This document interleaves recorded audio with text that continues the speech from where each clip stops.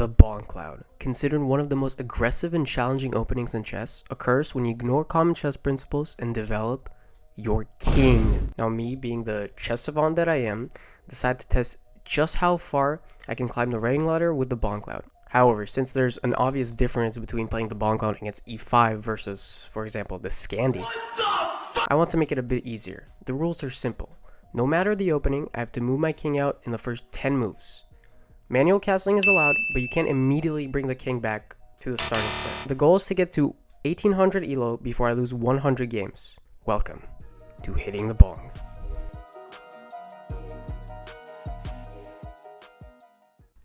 Okay, we'll try the Bongcloud here. See if it works. 1600 is probably my ceiling for this. Okay, so I mean I can. This is the King's Gambit, right? After it takes, there's just this, right? So there's no like, it's not completely losing to move the king up, right? You have to go here. Is this not game over? What? I mean, I want to move the queen out and then move the king, because we don't have a specific. Is it check after here? Check, but then like this just wins. Okay, if there's a trick behind it, I'm not. Let's go for it.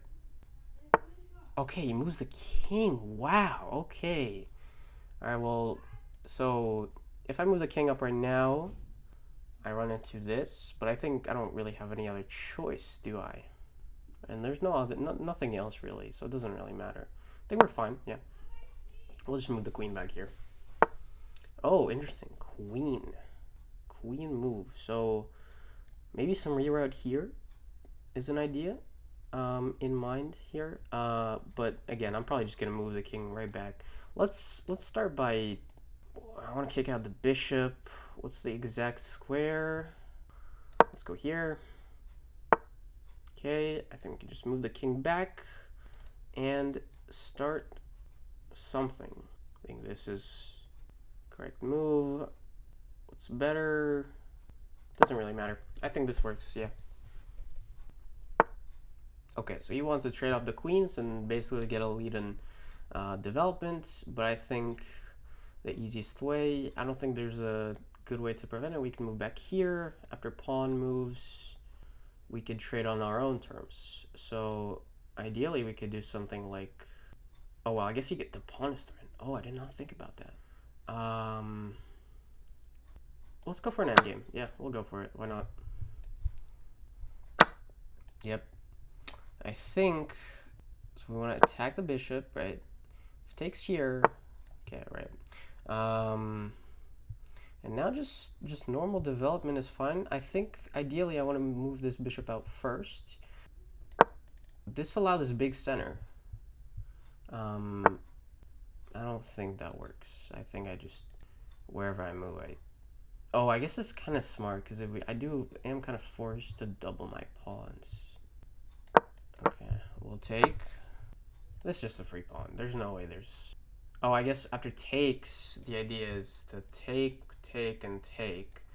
and then the pawn is protected. But no, that doesn't work because this is here, so I don't really see the idea here. In fact, I think that's a like really bad move, because it just lets us jump in, and there's a devastating ideas here.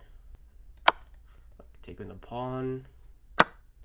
Yeah, taking the pawn is better because you just get a massive hold over everything, and probably just take.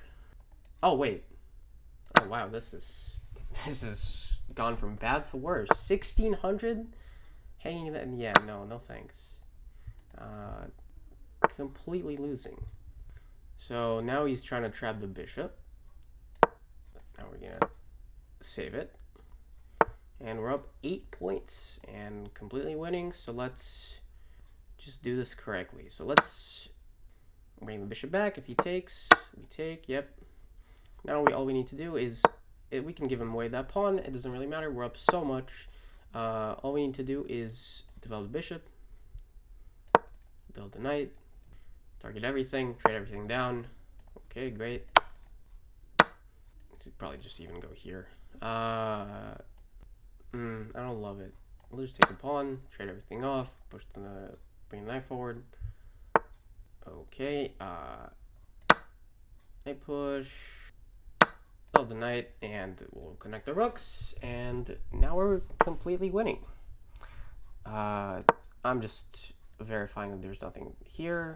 He brings the rook. That's what I thought, but he could probably even have this pawn. It's just there's no point to the. No, we'll solidify this. Oh, but there. This is. I did not see that. Okay, so how about? That's not great. I don't want to force my rook. yeah. So we'll do this first. It's actually good because now we can basically force a trade. Actually, we don't force it because you can slide over, right? Now I'm thinking exactly how to. We could just push the pawns. Rook is completely boxed in. This doesn't work, obviously, and we're gonna activate the rook and be completely winning. Look at this insane pawn attack in the center. Let's just. How about we just gobble? Oh, that does not work. How about, yeah, let's sneak the rook from the back. Sneak the rook from the back. Okay, obviously. Let's go for this pawn. I don't think there's any way to defend it. We'll check. Now okay, that's not ideal, but something. Now we're just gonna push. Just nothing but pushing. Okay, he's trying to escape. That's not possible, but if it was, that would have been nice. That is not how we're gonna do this. We're gonna push, push again. And we can bring our king forward. Oh, does this work? I don't think so. You can basically let him do it, but yeah, it's not gonna work. We're just gonna push. If he takes here, what's the move? What's the knockout punch? I think king move is the knockout. Yeah, I think so. I think he's just, yeah, completely boxed in. Support this.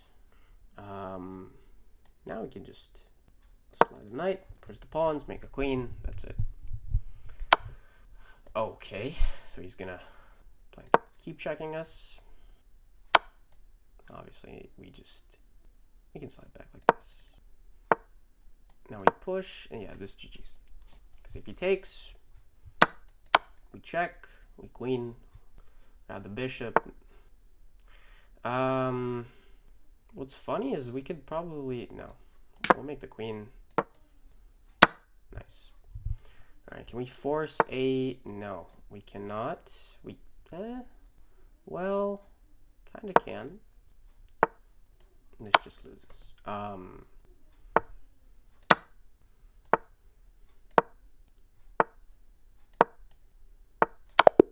right, GG's. That was way too easy. All right, so Coach Dave is the last one. I don't think it's really worth trying to win here, because I'll probably just lose.